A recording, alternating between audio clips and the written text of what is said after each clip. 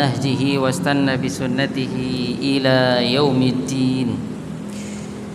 اللهم إنا نسألك علما نافعا ورزقا طيبا وعملا متقبلا. اللهم إنا نسألك إيمانا لا يرتد ونعيما لا ينفد ومرافقة نبيك في جنة خلد. اللهم فقهنا في الدين، اللهم فقهنا في الدين، اللهم فقهنا في الدين. اللهم اجعلنا ممن إذا أعطي شكر وإذا ابتلي صبر وإذا أذنب استغفر. Ayuhal ahibba, jamaah Masjid Baitur Rahim yang kami muliakan, mari kita lanjutkan kembali belajar kita, tadarus kita, ta'allum kita atas sunnah-sunnah Rasulullah sallallahu alaihi wasallam yang terdapat dalam kitab Al-Jami' As-Sahih atau yang dikenal dengan Sahih Bukhari. Pada malam ini kita akan memasuki bab baru, bab kufronil ashir wa kufrin duna kufrin, hadis ke-29. Jadi bab ini masih di dalam Kitabul Iman, judulnya bab kufronil ashir, kufur kepada suami adalah kekufuran yang tidak mengeluarkan seorang dari Islam, atau kekufuran yang tidak membuat seseorang kekal di neraka. Tapi itu juga kekufuran ya, membuat seorang masuk neraka, cuma tidak kekal di neraka. Kita baca hadis ke-29. Qala al-Imam Abu Abdillah Amirul Mu'minin fil hadis Muhammad ibn Ismail al-Bukhari fi jami'ihi, haddatsana Abdullah ibn Maslamah an Malik an Zaid ibn Aslam an Atha ibn Yasar an Ibn Abbas radhiyallahu ta'ala anhuma qala qala an-nabiy sallallahu alaihi wasallam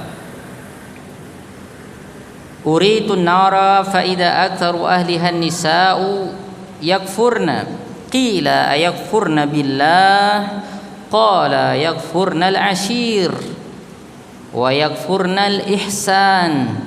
Law ahsanta ila ihdahunna ad-dahra thumma ra'at minka syai'an qalat ma ra'aitu minka khairan qattu. Ya, Imam Bukhari mengatakan telah mengabarkan kepada kami Abdullah bin Maslamah, gurunya Imam Bukhari. Abdullah bin Maslamah dari gurunya Imam Malik, Imam Darul Hijrah, ya, orang Madinah. Jadi Imam Malik ini ulama besar, tapi tidak pernah keluar dari kota Madinah jauh-jauh. Ya, kenapa? Karena di zaman Imam Malik, anak-anak para sahabat dan cucu-cucu para sahabat yang mereka itu para ulama itu banyak di Madinah.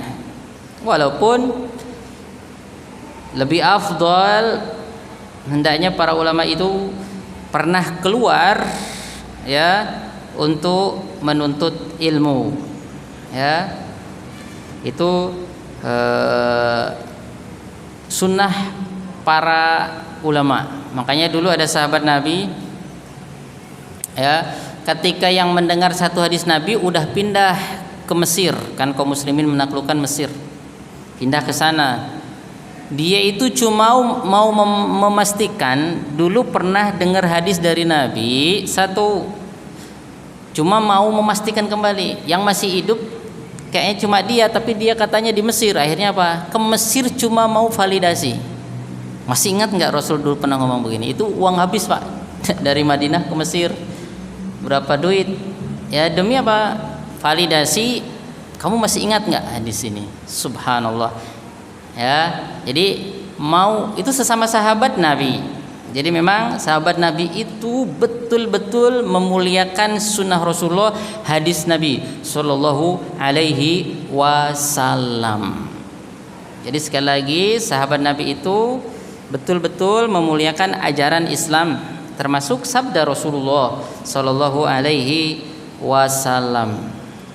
Nah, bahkan ada sebagian sahabat ya dekat dengan Nabi, tapi kalau ditanya hadis diem aja. Loh, kenapa diem aja? Kan sahabat Nabi, bahkan ada hubungan kerabat. Ya, dia takut kalau salah menyampaikan hadis Nabi. Ya, nah dari situ nanti pendapat sebagian ulama, hadis pun harus kayak Quran, harus plek. Begitu. Makanya sebagian sahabat tidak mau sembarangan menyampaikan, takut keliru, nanti salah dengar, salah paham, atau dia salah paham mungkin takut, makanya dia terlalu hati-hati seperti itu. Bukan berarti dia nggak tahu hadis, tapi saking hati-hatinya. Nah, nanti sebaliknya ada sahabat Nabi yang terus menyebarkan hadis Nabi seperti Abu Hurairah. Ya, Abu Hurairah, dan beliau memiliki kelebihan karena memang fokus dan memang bersama Nabi SAW lebih banyak daripada sahabat yang lain. Intinya itu sedikit tentang Imam Malik Ibn Anas. Nah, ya, teman-temannya Imam Malik yang satu angkatan ada orang Mesir, ya orang Mesir seperti Lais bin Sa'ad Al-Misri Al-Fahmi. Imam Lais bin Sa'ad itu pernah ditemui Imam Syafi'i juga. Jadi Imam Syafi'i waktu kecil berguru kepada Imam Malik, belajar Muwatta, nanti udah gede nuntut ilmu, ya, sampai juga ke Mesir terakhir, ya, sampai Mesir nanti ketemu temannya Imam Malik, Lais bin Sa'ad, sampai Imam Syafi'i mengatakan kalau secara fikih, ya, secara pemahaman Imam Lais itu ahli hadis Mesir, karena kata Imam Syafi'i, Lais afqahu min Malik.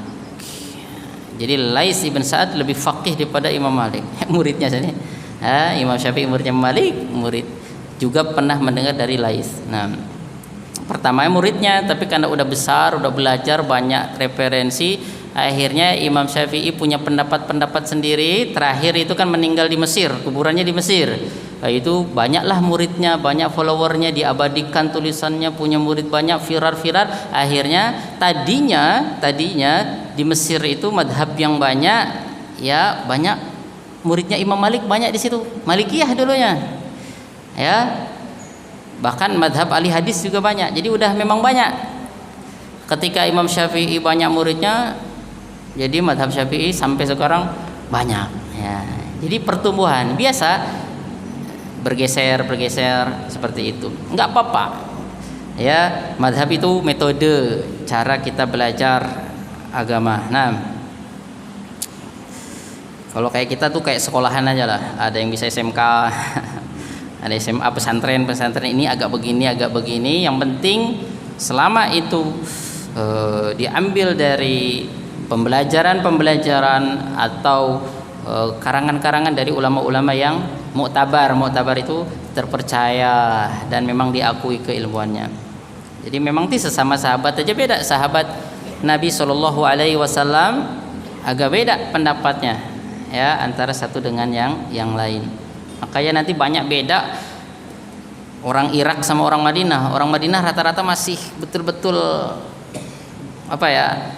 mencoba fresh gitu. Yang di Irak udah mulai goncang-goncang. Kenapa? Di sana peradaban besar, Pak. Irak itu dulu Abbasiyah di sana. Jadi pemikiran tuh masuk, ya, dari sana, peradaban timur, peradaban barat ketemu. Jadi macam-macam, pemikirannya juga macam-macam. Nanti ada Mu'tazilah, ada Qadari, banyak.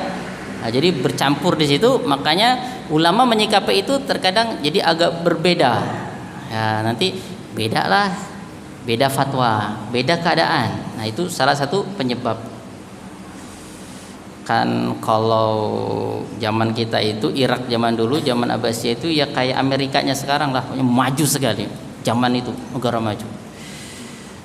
Jadi pabrik kertas sudah mulai di zaman itu. Kertas itu awal-awalnya dari Cina, kagot. Mulai di situ. Ya, termasuk Imam Bukhari ya harus beli kertas dulu, tahu tentang bagaimana penggunaan kertas sehingga nulis. Mahal, sesuatu yang mahal zaman dulu. Nah, Intinya seperti itulah tentang Imam Malik dan teman-temannya. Imam Malik dari gurunya Zaid bin Aslam, dari gurunya Atha ibn Yasar, atau bin Yasar dari Abdullah bin Abbas. Apa kata Abdullah bin Abbas? Rasulullah Shallallahu Alaihi Wasallam atau Nabi Shallallahu Alaihi Wasallam bersabda, uritun nara, aku diperlihatkan neraka. Faida aktsaru ahliha nisa'u. Terus faktanya yang dilihat Nabi, yang paling banyak penghuninya itu para perempuan. Jadi nisa jamak dari imro'atun. Imro'atun tuh cewek, perempuan. Jamaknya nisa. Kan kalau orang Indonesia cewek satu aja dikasih nama Nisa, Mbak Nisa. Padahal satu aja, cuma dua kakinya. Orangnya satu, namanya Nisa. Insya Allah ya, keren orang Indonesia. Kayaknya cuma orang Indonesia yang ngasih nama itu, kayaknya sih, kayaknya. Jadi Nisa itu satu perempuan, padahal namanya jamak. Jadi Nisa itu perempuan-perempuan. Jadi banyak penduduk neraka penghuninya itu para wanita. Yakfurna, mereka telah kufur atau mereka melakukan kekufuran sehingga masuk neraka atau menjadi penduduk neraka. Qila, kemudian sahabat bertanya, ayakfurna billah, loh mereka masuk neraka, yakfurna billah, mereka kufur kepada Allah ya, enggak beriman kepada Allah, enggak beriman kepada nama-nama Allah, enggak percaya Allah itu ada, enggak percaya apa yang dikabarkan Allah, rasul-rasul itu benar, kitab-kitab yang diturunkan kepada para nabi itu benar, enggak beriman. Apakah mereka seperti itu? Enggak beriman kepada Allah, kufur kepada Allah. Allah ada enggak ya? Ada enggak, ragu. Itukah seperti itu sehingga masuk neraka? Kata Nabi, yakfurnal ashira, bukan, mereka masuk neraka karena mereka kufur kepada al-ashir. Al-ashir itu artinya, kalau dalam bahasa Arab, kebanyakan dalam penggunaan bahasa Arab dan orang-orang Arab, ashir itu untuk suami. Ya, tapi maknanya lebih luas dari itu sebetulnya, bisa juga orang yang dekat sama dia. Ya, orang yang dekat sama dia. Jadi ashir itu secara asal suami, ashir ya, karena deket banget sama istri, plus punya tanggung jawab penuh ngasih nafkah anak istri. Nah, jadi ashir. Tapi bisa juga diartikan kullu mukhalid, setiap orang yang dekat sama kita dan berbuat baik kepada kita, itu juga ashir. Makanya kerabat itu ashirah. Ketika Nabi Muhammad dakwah, Allah mengatakan wa andir ashiratakal aqrabin, dan peringatilah kerabat dekatmu. Jadi Nabi Muhammad kumpulin bibi-bibi, paman-paman semua. Nah, gitu. Jadi keluarganya dulu harus tahu seperti itu. Nanti keluarganya mayoritas gak suka kepada Nabi Muhammad, repot lagi. Ya nggak apa-apa. Justru yang suka orang jauh, orang Madinah, ya. Orang Mekah ada juga, tapi keluarga besarnya Nabi Muhammad, klan Quraisy justru tidak mau kepada dakwah Nabi Muhammad Sallallahu Alaihi Wasallam. Ya, jadi mereka kufur kepada suami. Ya. Kemudian wayakfurnal ihsan, dan mereka kufur terhadap kebaikan. Jadi ada dua disinggung di sini, kufur kepada suami, kufur kepada kebaikan. Kemudian Nabi ngasih contoh fakta, contoh yang menyebabkan mereka masuk neraka. Perilaku yang membuat mereka masuk neraka itu Nabi kasih contoh. Lau ahsanta ila ihdahunna dahra. Seandainya salah seorang di antara engkau berbuat baik kepada seorang istrinya tadi itu bertahun-tahun lamanya, sejak nikah umur 25 tahun sampai 60 tahun, ya. Sejak nikah suaminya betul-betul memberikan segala-galanya, nafkah, pokoknya istilahnya itu sudah serius lah, betul-betul cari nafkah, betul-betul berjuang sampai ya capek lah, banyak udah kebaikannya.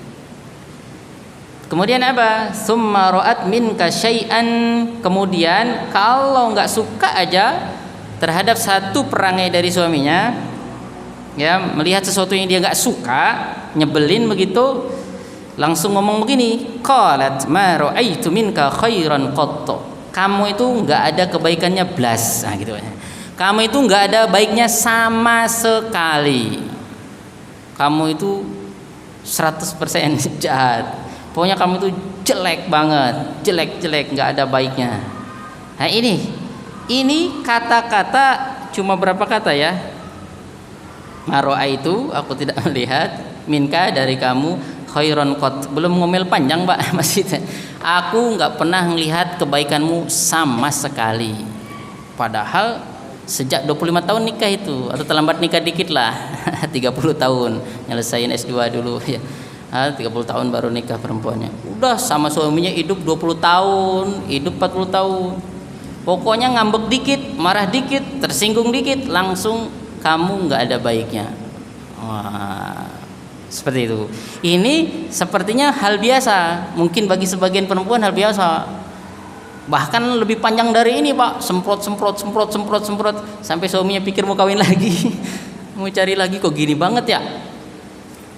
Ini cuma berapa, tapi kata Rasulullah ini membuat dia jadi kebanyakan penghuni neraka. Sepertinya sepele. Nah, terus hubungannya ini dengan Kitabul Iman apa? Maksudnya Imam Bukhari ingin menjelaskan yang akan menghuni neraka orang yang kufur kepada Allah, tapi bukan berarti harus kufur. Yang akan masuk neraka itu orang yang kufur, ya, tapi bukan berarti harus kufur kepada Allah sehingga masuk neraka atau keluar dari Islam. Dia masih Islam, tetapi dia melakukan kekufuran kecil. Kekufuran kecil itu kekufuran yang tidak membuat seorang keluar dari Islam. Itu ya, termasuk ini. Si istri tidak berterima kasih kepada suami padahal suaminya sudah full, udah habis-habisan, itu termasuk kufur. Kufur kepada suami ya sebetulnya kufur kepada Allah, tapi bukan kufur yang membuat dia keluar dari Islam itu. Dan umat Islam yang begini banyak. Ya, jadi kata Nabi, umat Islam itu ada yang melakukan kekufuran, tapi bukan berarti kekal di neraka. Jadi kalau kita perhatikan hadis ini, inti dari hadis ini Imam Bukhari ingin menyampaikan nanti ada orang asyhadu alla ilaha illallah Muhammad Rasulullah, percaya Allah, percaya malaikat, rukun Islam, sholat semua, masya Allah, tapi dia melakukan kekufuran yang membuat dia menjadi penduduk neraka. Tetapi udah kita bahas, menjadi penduduk neraka ada penduduk tetap, penduduk selama-lamanya. Itu orang yang kafir kepada Allah dengan kekafiran besar yang nggak akan mungkin keluar dari neraka. Itu penduduk tetap. Wah, nggak mau Pak kalau jadi penduduk tetap neraka. Kalau penduduk tetap NKRI mungkin masih mau lah ya. Mau. Kecuali NKRI-nya banyak utang, mikir-mikir, jadi pindah ke negaraan. Ya. Jadi penduduk tetap neraka, nauzubillah. Mudah-mudahan kita dan keluarga kita nggak ada yang jadi penduduk tetap neraka. Ya, dan mudah-mudahan nggak pernah jadi penduduk neraka walaupun sekedar mampir, nggak mau. Mudah-mudahan langsung kita dapat KTP penduduk tetap surga, nggak usah ke neraka dulu. Amin ya rabbal alamin. Itu tujuan kita ngaji malam ini. Nah, jadi hadis ini menjelaskan bahwa kekufuran ada dua. Kekufuran kepada Allah yang itu kufur besar, nggak percaya Allah, nggak percaya malaikat, atau percaya Allah tapi melakukan sesuatu yang membuat dia keluar dari Islam, ya seperti Abu Lahab, seperti Abu Jahal. Abu Jahal percaya kepada Allah tetapi enggak beriman kepada Nabi Muhammad, sama aja. Percaya kepada Allah enggak percaya kepada Nabi Muhammad, sama saja. Percaya kepada Allah enggak percaya kepada Nabi Isa, sama aja. Itu keluar dari Islam. Nah, itu kekal di neraka kalau seperti itu. Jadi percaya sama Allah sang pencipta satu-satunya tidak cukup, ya, tidak cukup. Di sini diterangkan faida aktsaru ahlihan nisa. Jadi mungkin langsung kalau orang-orang penggerak gerakan pembelaan terhadap wanita, feminis itu sakit hati Pak dengar hadis ini. Pokoknya paling menyakitkan. Islam itu merendahkan perempuan. Islam itu menghina perempuan. Masa dibilangnya masuk neraka?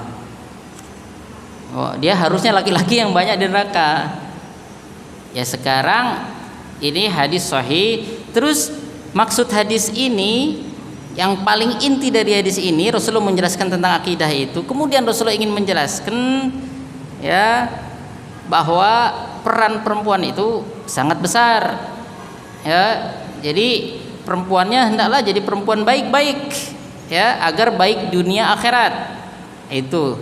Kemudian maksud hadis ini, orang yang masuk neraka itu ada yang cuma transit ya seperti ini, tapi dia tetap masuk surga selama percaya Allah sebagai Tuhan, Nabi Muhammad sebagai Nabi, Al-Quran sebagai kitab Allah, dan Nabi-Nabi yang lain percaya, enggak akan kekal di neraka. Harusnya masih syukurlah, masih mending. Harusnya justru senang banget nih wanita-wanita dengar hadis ini, alhamdulillah gak kekal di neraka. Tapi ya gimana juga, bukan alhamdulillah jangan sampai masuk neraka. Tapi Rasulullah mengabari ini agar kita hati-hati. Terus apa yang dilihat Rasulullah itu satu kebenaran. Jadi Rasulullah itu tahu hal yang gaib ketika Allah kasih tahu. Termasuk ini. Jadi Nabi itu pernah melihat neraka, pernah melihat surga. Kalau kita tidak pernah. Makanya sekarang berusaha untuk menjaga keyakinan itu dan menjaga apa-apa yang Allah perintahkan kepada kita, supaya keyakinan kita tidak luntur. Kalau Nabi pernah melihat, terus kenapa saya nggak melihat? Ya kalau melihat nanti ya belum tentu beriman juga. Contohnya aja Fir'aun tuh melihat mukjizat berapa kali, tetap aja ndablek. Makanya kalau Allah nggak kehendaki biar malaikat yang turun, nggak percaya juga. Makanya hidayah itu ya, orang Quraisy itu ngelihat mukjizat Nabi Muhammad tuh kurang apa, tetap aja nggak mau beriman. Makanya nanti sebagian orang tuh nantang, saya mau beriman kalau ngelihat neraka surga dulu. Belum tentu juga. Udah berapa kali begitu, gitu lagi, tetap nggak percaya. Nah, jadi beriman kepada yang gaib, hadis ini menegaskan tentang perintah kita beriman kepada yang gaib, yaitu surga dan neraka. Kenapa Nabi Muhammad lihat? Nabi Muhammad nanti menyampaikan kembali kepada kita, kita percaya nggak kepada Nabi Muhammad? Kalau nggak percaya, monggo, berarti nggak percaya kepada Nabi Muhammad, berarti bukan orang Islam. Nah, kalau nggak percaya kepada tokoh politik masih boleh lah ya, karena sering bohong ya ketahuan kan, sering lah bohong. Kita juga bukan tokoh politik juga sering bohong, istighfar aja, astagfirullahaladzim. Ya, tapi kan kalau Nabi Muhammad, sayang kita kalau nggak percaya, kita akan menyesal selama-lamanya. Seperti itu. Kemudian di sini, jadi sekali lagi hadis ini satu sisi kayaknya merendahkan wanita, tapi nggak ada hadis merendahkan wanita itu, nggak ada. Mana ada Nabi Muhammad merendahkan wanita itu, nggak ada ceritanya. Tahu Pak, itu kisah kemarin itu Pak, ya yang sering kita sampaikan hadis riwayat Imam Nasai, negara ketika perlu jihad, semua laki-laki keluar membela negara, ya nomor satu membela syariat Islam, negara nomor dua ya biar matinya nggak sia-sia, karena yang punya surga neraka Allah Subhanahu Wa Taala, bukan kepala negara, seperti itu. Nah, jadi Rasulullah ngelihat, ini punya ibunya perlu dirawat, kamu pulang aja urus ibu. Ibu sampai Rasulullah tahu situasi. Kemudian ketika Islam datang, perempuan jadi mulia, hak ibu 3 kali lebih besar daripada hak ayah. Sebelumnya nggak ada haknya perempuan itu.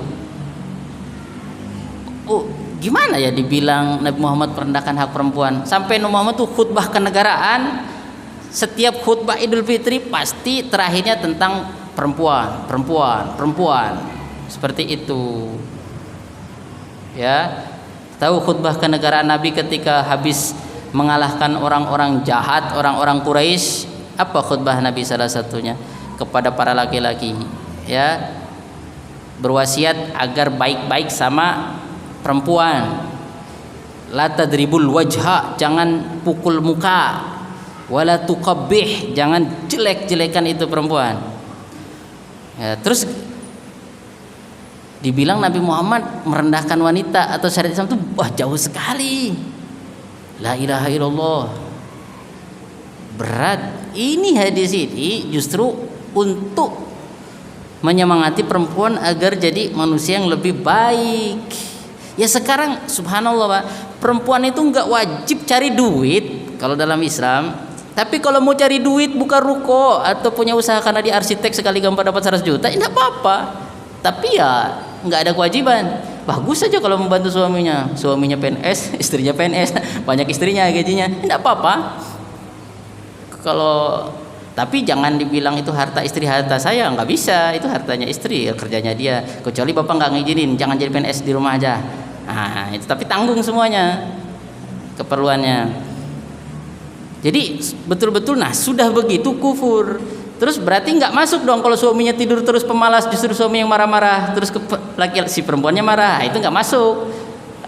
Nah, kalau si suaminya nggak pernah sholat, marah-marah terus, bahkan istrinya suruh kerja cari makan dia santuy-santuy, wah itu kalau dibilangin begitu ya supaya mikir gitu, karena nggak pernah berbuat baik. Orang semenjak nikah jahat terus, bahkan nggak pernah ketemu, malah kelayapan terus, dia yang cari nafkah istrinya, wah itu tidak masuk sini. Ya jadi yang masuk ya itu tadi udah dibaikin, udah apa, dia nggak tahu berterima kasih. Jadi berterima kasih kayaknya hal yang biasa sepele, tapi itu adab yang bisa membuat kita selamat. Kalau kita berbuat baik, dibaikin orang, balas. Jangan malah kita sakitin orang tersebut. Ya bisa jadi orang itu punya kekurangan, ya dia kebaikannya banyak sekali. Udah, jangan dikatakan malahan kamu nggak pernah berbuat baik sama sekali. Ya silahkan bagi para bapak-bapak untuk diingatkan suaminya. Mau tersinggung nggak tersinggung, yang penting udah kita sampaikan. Tapi satu sisi hadis ini untuk memperbaiki akhlak wanita. Makanya Nabi Muhammad kalau khutbah Idul Fitri, Idul Adha pasti bagian terakhirnya tentang perempuan, karena besar sekali peran perempuan untuk satu kebaikan umat Islam di dunia dan di akhiratnya. Kalau perempuannya begini-begini semua nggak tahu diterima kasih, ya nggak, rumah tangga nggak bagus. Kalau rumah tangga nggak bagus, RT-nya nggak bagus, RT-nya nggak bagus, RW-nya nggak bagus. Ya karena yang isinya RW kan orang-orang nikah, kepala keluarga, di situ ada istrinya. Apalagi sudah begini, ya istrinya melakukan pelanggaran hadis Nabi yang lain. 17 Agustus malah paragoy Pak. Di jalan-jalan, joget-joget, auratnya kelihatan. Wah, itu kena lagi hadis yang lain. Nabi melihat ada kelompok wanita yang belum pernah Nabi lihat, pakai baju tapi nggak pakai baju, kasiat ariat, mailat mumilat, berlenggok-lenggok, goyang-goyang. Itu kan yang ditakuti Nabi, dan itu banyak yang begitu. Nah, jangan dapat lagi. Ya, ini padahal Nabi lagi menyempitkan bagi khusus wanita-wanita yang udah kawin punya suami seperti itu. Tapi kata para ulama, secara umum hadis ini juga berlaku untuk sebaliknya. Pokoknya kalau kita itu kufur nikmat, enggak tahu terima kasih, ancamannya juga neraka.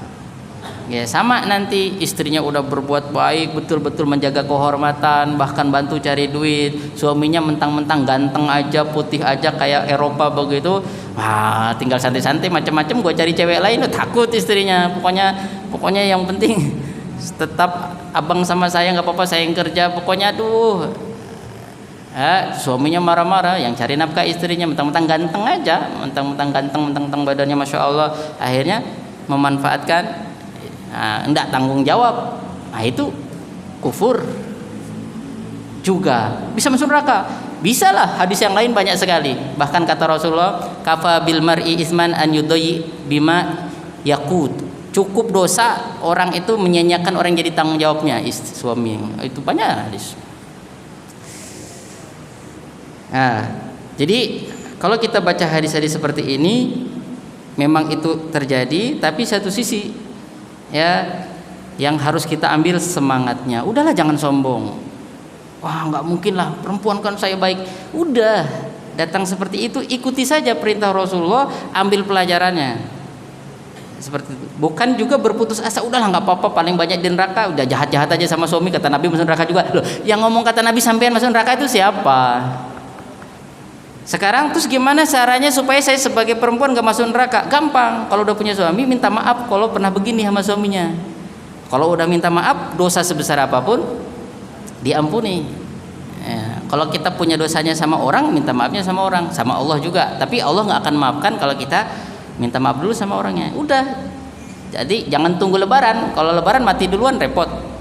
Ya, jadi silakan istri nanti minta maaf sama suami, sebaliknya suami minta maaf sama istri. Kalau dimungkinkan kita kufur nikmat. Kalau kita dimungkinkan kufur nikmat. 1921. Kemudian hadis ini sekali lagi, hadis ini sebetulnya khusus untuk umat Islam. Jadi banyak penduduknya di neraka. Nabi melihat maksudnya nanti ada umat Islam yang masuk neraka. Nah, umat Islam yang masuk neraka kebanyakan ibu-ibu. Ibu-ibu nggak mesti punya anak ya, intinya udah kawin lah ya. Kufur kepada suami. Tapi bisa juga disebabkan yang lain berdasarkan hadis lain. Ya, berdasarkan hadis lain. Yaitu seperti perempuan yang kata Nabi kasiat ariat mailat. Ini saya menyampaikan hadis ini sesungguhnya bukan mau menjelekan siapa, bukan, tapi ini kita sampaikan kata Nabi wanita yang pakai baju nggak pakai baju itu kan banyak sekali. Itu juga membuat sebab masuk neraka. Dan supaya nggak begitu gimana? Ya istighfar, minta ampun sama Allah. Jangan ulangi. Bukan menyerah. Udah kata Nabi kasiat ariat, saya mau kasiat ariat sekali, cari duit sekalian lah. Banyak follower saya nggak pakai baju sekalian, banyak duit. Wah itu namanya nauzubillah, melawan itu hawa nafsu sebetulnya. Tapi ya kayak orang Quraisy zaman dulu, kalau Allah mentakdirkan saya beriman gitu ngomongnya. Diajak beriman malah ya dari dulu kita begini Muhammad, kalau udah Allah takdirkan kita beriman juga. Itu pakai takdir juga dia, tapi salah. Itu orang Quraisy itu begitu, diajak beriman udah kan kita dari dulu begini, kalau Allah berkehendak juga kita beriman. Sekarang kan berarti kita begini udah begini aja. Ya udah. Nabi Muhammad udah nyampaikan tetap gablek, keras kepala, sombong, ya udah begitu. Ya sama, nanti perempuan, laki-laki ketika diingatkan sudah begini masih begitu, ya udah tanggung sendiri. Sekali lagi nggak ada niatan Rasulullah ngomong begitu mau menjatuhkan perempuan tuh nggak ada. Soalnya kalau begitu yang rusak ya dia sendiri. Coba nanti kalau terjadi sesuatu kan yang nanggung dia sendiri, susah sendiri, ya rusak moralnya, ya yang rugi bangsa kita sendiri juga. Iya nggak? Iya, kita sendiri yang rugi ya kita sendiri, bangsa kita yang rugi kalau nggak bagus seperti itu. Sekali lagi nggak ada maksud Rasulullah atau ketika kita menyampaikan untuk merendahkan orang lain. Kemudian, jadi sekali lagi hadis ini menunjukkan justru perempuan nanti banyak nggak kekal di neraka. Masih ada harapan masuk surga karena nggak akan kekal karena mereka tidak kafir kepada Allah Subhanahu wa taala. Nah, nanti ada sebagian ulama yang meneliti. Jadi perempuan itu paling banyak di neraka, tapi paling banyak juga di surga. Begitu. Nah, kalau ini baru diterima. Kenapa? Berdasarkan hadis-hadis Nabi yang sahih, nanti setiap orang masuk surga itu disambut 2 orang perempuan. 1 orang masuk, 2 orang nyambut. 1 orang masuk, 2 orang nyambut. Nah, 2 orang nyambut ini kata para ulama termasuk Imam Nawawi, 2 orang yang nyambut itu perempuan di dunia ini yang masuk surga. Tapi yang disambut ini pasti suaminya. Intinya sih dia perempuan yang nganggur gitu waktu di dunia, bukan nganggur. Maksudnya kalau nanti udah punya suami ya dengan suaminya seperti itu. Nah, ini menunjukkan lihat satu kata Nabi setiap orang masuk surga, hadis sahih. Ya, kemudian disambut zaujatahu, disambut oleh 2 istrinya. 1 masuk, 2 nyambut. Coba Bapak ketika kondangan yang nyambut lebih banyak, ya enggak? Ngejejer gitu. Walaupun yang nyambut bingung gini-gini aja, duduk-duduk, yang lain makan. Duduk nyambut tamu. Yang masuk 1 nyambut banyak ya enggak? Tapi ada juga yang datang 1 kampung langsung bingung yang nyambut. Enggak ada cukup makanannya. Taib. Jadi intinya dari hadis itu ulama istimbat, ya banyak juga di surga paling banyak perempuan. Ayo senang aja. Oh, banyak perempuan di situ. Jadi kata para ulama yang nyambut 2 orang itu dari perempuan yang pernah hidup di dunia masuk surga. Bidadari beda lagi. 70-an 1 orang. Wah, banyak lagi. Jadi di surga itu perempuan lebih banyak. Perempuan dunia plus bidadari. Sekali lagi Pak, bicara surga neraka kalau orang ateis nggak beriman, silakan. Ya mungkin dia surga dunianya cuma hubungan bebas lagi perempuan di dunia itu aja, cuma itu. Kalau kita tetap menjaga kehormatan dan kita yakin apa yang dikabarkan Allah dalam surat Yasin, kerjanya penduduk surga itu cuma pacaran aja, kerjanya di bawah pohon duduk-duduk buahnya rindang, pacaran aja berdua, nggak ada bosannya. Kalau di dunia pacaran bosen Pak, serius. Iya pacaran ujung-ujungnya dibunuh pasangannya, kenapa? Nggak ngasih nafkah kalau atau hamili, nggak apa, nggak tanggung jawab, ya nggak, dicincang anaknya, aduh. Bosan kalau di dia. Kalau di akhirat pacaran nggak ada bosannya, karena akhirat nggak ada bosan-bosannya, full bahagia, nggak ada saling ejek, nggak ada saling menjatuhkan. Ya kalau orang ateis nggak mau hidup yang begitu nggak apa-apa Pak. Wah akhirat surga bidadari kayak pernah ke sana. Iya kamu juga nggak pernah ke sana kan, sama-sama nggak pernah ke sana. Kamu yakin nggak ada? Sama-sama nggak pernah ke sana, nggak usah yakin nggak ada juga. Emang pernah ke sana akhirat ada? Gaya-gaya nyampaikan akhirat bidadari surga-surga. Ada yang pernah ke sana orang kita percaya, Nabi Muhammad tahu. Kalau kamu siapa tokohnya? Itu minimal kita itu ada datanya, orang yang jujur gitu.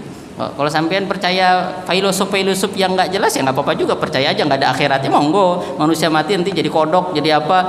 Kalau yang jahat jadi binatang jahat, kalau yang baik jadi orang baik, ya emang nggak begitu. Ya, tapi Islam jelas sekali dari mati sampai kemana ujungnya udah jelas ajarannya, jelas sekali. Makanya kalau di Barat EQ tinggi-tinggi yang masuk Islam itu, profesor, dokter yang meneliti masuk Islam.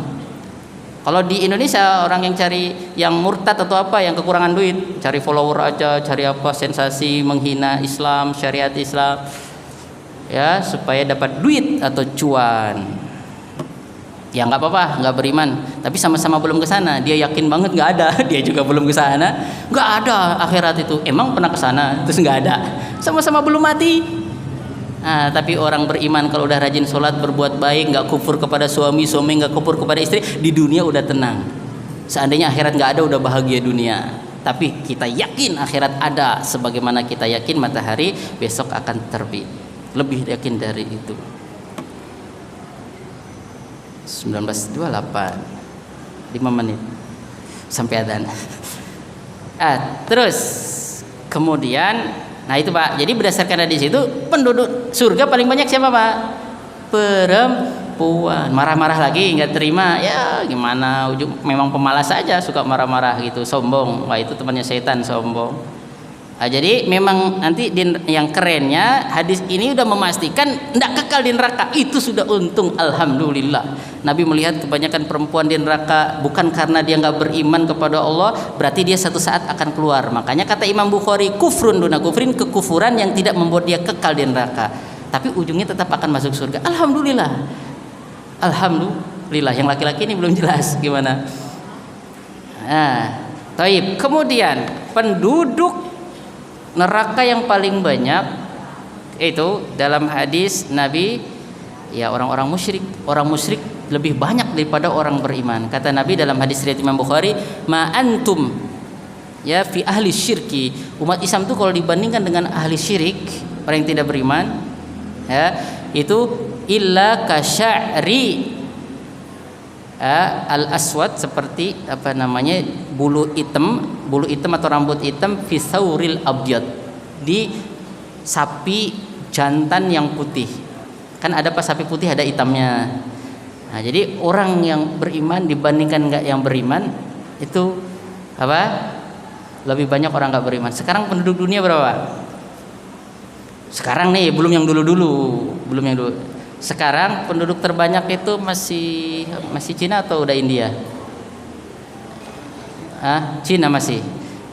Kayaknya masih, cuman beberapa tahun ke depan pun kegeser sama India, Amerika, kemudian mana lagi Pak? Intinya Bapak beriman, saya beriman Pak, nenek moyang kita dengar Islam semua beriman tuh harusnya kita nangis-nangis, jungkir-jungkir Pak, bersyukur kepada Allah. Kita kok bisa beriman.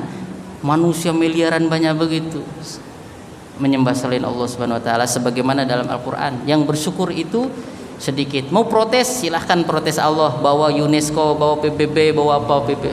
Protes ya Allah, kenapa sih lebih banyak yang nggak beriman? Ya Allah Tuhannya. Jadi orang beriman itu dibandingkan orang tidak beriman, lebih banyak orang tidak beriman. Nanti Bapak buka Al-Quran lagi di surat Yusuf terakhir itu seperti itu. Walaupun kita berharap kebanyakan manusia beriman, tapi Allah berkehendak lain. Makanya Umar bin Khattab kalau berdoa, ya Allah masukkan aku ke dalam kelompok yang sedikit. Ya Allah yang sedikit, ya Allah yang sedikit. Kenapa? Faqalilan min ibadiyas syakur. Yang betul-betul bersyukur kepada Allah pasti lebih sedikit. Seperti itu. Jadi kita udah Islam berarti kita bersyukur. Tapi mau lebih bersyukur lagi, amalkan Islam sebisa kita. Bukan yang jelas dilarang Islam kita laksanakan. Nah, itu syukurnya kurang bagus. Seperti itu. Tapi alhamdulillah nenek moyang kita masuk Islam, kita jadi Islam, kita dapat perintah dari Al-Qur'an, enggak ragu lagi, laksanakan sebagaimana perintah bos dilaksanakan, perintah petinggi dilaksanakan, harus selesai dalam sekian, laksanakan. Juga kita harus selesai kata Allah, laksanakan. Bukan cuma petinggi, atau jangan sampai kita melaksanakan dengan cara-cara yang melanggar perintah Allah Subhanahu wa taala, dengan kesyirikan, dengan apa, enggak usah. Kita harus laksanakan dengan apa yang mendatangkan kebaikan untuk kita di dunia dan di akhirat. Mudah-mudahan kita semua yang hadir di sini jadi penduduk tetap surga Allah Subhanahu wa taala tanpa harus menjadi penduduk sementara, apalagi selama-lamanya naudzubillah di neraka Allah Subhanahu wa taala. KTP kita mudah-mudahan Islam yang betul-betul, sehingga betul-betul nanti pindahnya itu ke negeri baru, perumahan surga Allah Subhanahu wa taala. Enggak usah mampir dulu ke bukan perumahan neraka Allah Subhanahu wa taala, tempat azab. Naudzubillahi min dalik. Oleh karena itu kita ngaji, oleh karena itu kita sholat, oleh karena itu kita amar ma'ruf nahi mungkar, oleh karena itu kita belajar, oleh karena itu kita mengajar. Demikian, barakallahu fikum, jazakumullahu khairan, subhanakallahumma wa bihamdika asyhadu an la ilaha illa anta astaghfiruka wa atubu ilaika. Wassalamu alaikum warahmatullahi wabarakatuh.